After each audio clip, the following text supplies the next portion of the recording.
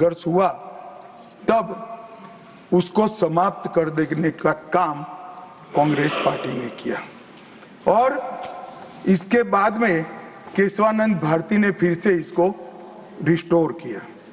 फैसले से नाराज होकर, फैसला तो चलो पक्ष में भी आता है, खिलाफ भी आता है, हमारे खिलाफ भी कई फैसले आते हैं, क्या कर सकते, मानना चाहिए, हमारी संवैधानिक व्यवस्था है, आर्टिकल 124 कहता है।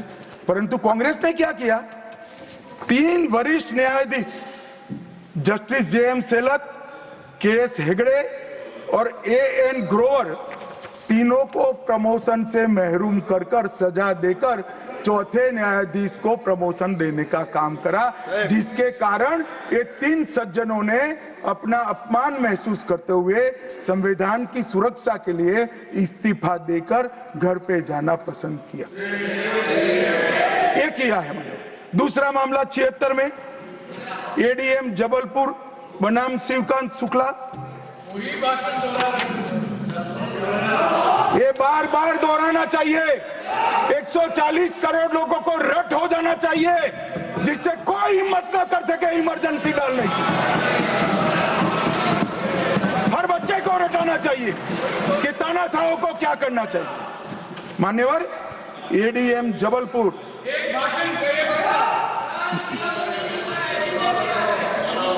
मान्यवर ADM जबलपुर जस्टिस खन्ना बेचारे 3 विरुद्ध 1 लघुमती फैसला दिया। क्या हुआ, वो कभी भी चीफ जस्टिस नहीं बन पाए मान्यवर, उनको रिटायर्ड हो जाना। ADM जबलपुर और उसके बाद में तीसरा मामला कॉलेजियन प्रणाली को एक साथ इन्होंने 18 उच्च न्यायालय के न्यायाधीशों का ट्रांसफर कर दिया, जिसमें 4 मुख्य न्यायाधीश भी थे। और कारण क्या था मान्यवर, क्यों किया, कोई कदाचार था, कोई भ्रष्टाचार था? ना ना ना ना, ये सभी 18 उच्च न्यायालय के न्यायाधीशों ने प्रत्यक्षीकरण मतलब हेबियस कॉर्पस को एंटरटेन किया, जो उनका संवैधानिक अधिकार है। इमरजेंसी में कैसे हेबियस को आप एंटरटेन कर सकते हो, इस मुद्दे पर उन्होंने इसको आगे कर दिया। मान्यवर आर्टिकल 34, 14 और 21 इसकी सेंस को निकाले तो हर व्यक्ति को समानता से जीने का अधिकार है। हम कम्युनिस्ट सोच से बना हमारा संविधान नहीं है। सब समझते हैं कि व्यक्ति की माली हालत इसका भाग्य, परिश्रम और बुद्धिमत्ता के आधार पर तय होती है। हर व्यक्ति एक समान माली हालत में नहीं रह सकता, मगर आर्टिकल 14 और 21 का मतलब इतना तो जरूर निकलता है कि इनको बेसिक सुविधाएं मिल जाए, घर मिले, बिजली मिले, पानी मिले, खाना मिले, इलाज मिले, शिक्षा मिले। 75 साल तक इस देश की जनता को गरीबी हटाओ का नारा देने वाले कांग्रेस पार्टी गरीब रखे। और मान्यवर 10 साल में नरेंद्र मोदी जी ने 9.6 करोड़ गरीब महिलाओं को उज्ज्वला का कनेक्शन देकर उनके घर में गैस पहुंचा। 12 करोड़ गरीबों के घर में शौचालय पहुंचे, शुद्ध पीने का पानी 12.65 लाख करोड़ घरों में पहुंचा। 18,000 गांवों में बिजली पहुंची।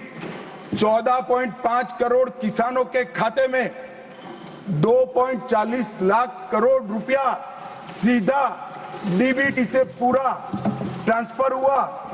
36 करोड़ आयुष्मान भारत के कार्ड बने और 8.19 करोड़ दर्दियों ने उससे मुफ्त में अपना इलाज कराया है।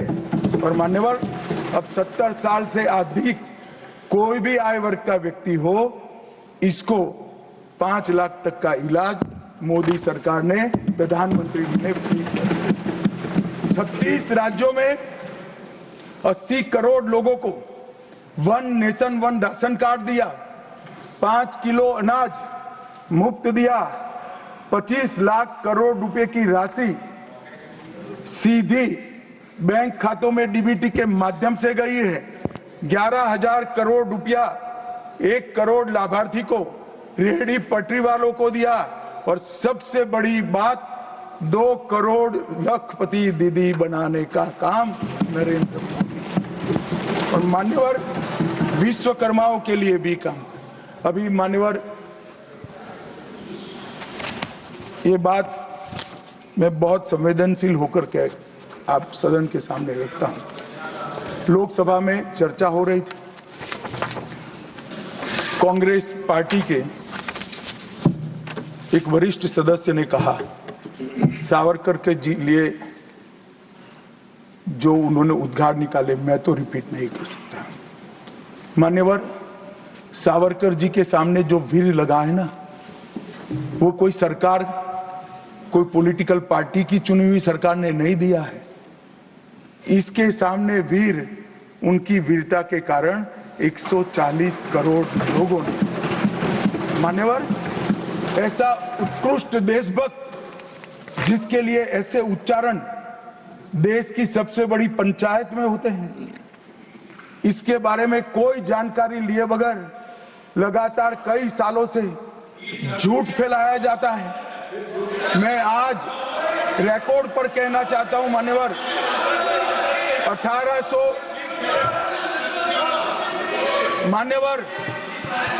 1857 से लेकर 1947 तक के स्वतंत्र संग्राम में किसी भी व्यक्ति को एक जीवन में 2 आजीवन कारावास हुए हैं तो वो वीर सावरकर। मध्य दरिये में देश को आजादी दिलाने के लिए टॉयलेट तोड़कर दरिया में छलांग लगाने का साहस किसे में था तो वीर सावरकर। एक ही जेल में 2 भाई काला पानी की सजा काट रहे थे, 10 साल तक भाई एक दूसरे को देखे नहीं। ऐसा वीर परिवार पूरे देश में दूसरा नहीं। मान्यवर आज सावरकर जी की एक उक्ति में यहां पर कहना चाहता हूं। उनका एक मराठी में वाक्य है, तुझ साठी मरण ते जनन, तुझ बिन जनन ते मरण। इसके आगे है, हे मातृभूमि तेरे लिए मरण मृत्यु ही जीवन है और तेरे बिना जीवन मेरे लिए मृत्यु से भी कठिन। ये देशभक्ति के वाक्य जिस व्यक्ति के मुंह से निकले, इसके लिए इस प्रकार की सदन में चर्चा करते हैं, सार्वजनिक रूप से बोलते हैं और गर्व महसूस करते हैं। क्या देशभक्ति कोई विचारधारा के साथ जुड़ी हो ही सकती है? देश के प्रति बलिदान किसी धर्म के साथ जुड़ा हुआ हो सकता है? किस प्रकार के स्तर पर हम देश के सार्वजनिक जीवन को ले गए मान्यवर, और हमारी तो न माने, हमारी न सुने। सुनिए, आप हमारी न माने, हमारी न सुने, हमको न स्वीकारे, मगर मैं इंदिरा जी के 2 वाक्य कोट करना चाहता हूं। एक, उन्होंने 1966 में सावरकर जी के निधन पर कहा, सावरकर एक महान व्यक्ति थे, उनका नाम साहस और देशभक्ति का पर्याय है। एक महान क्रांतिकारी जिन्होंने अनगिनत लोगों से को प्रेरणा देने का काम किया, इंदिरा गांधी तत्कालीन प्रधानमंत्री।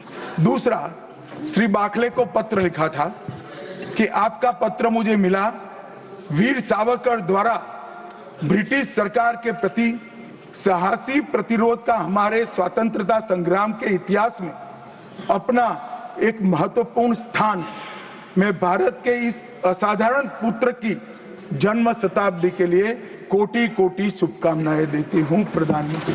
भाई हमारा तो न सुनो, मगर आप इंदिरा जी का भी नहीं सुनते हो।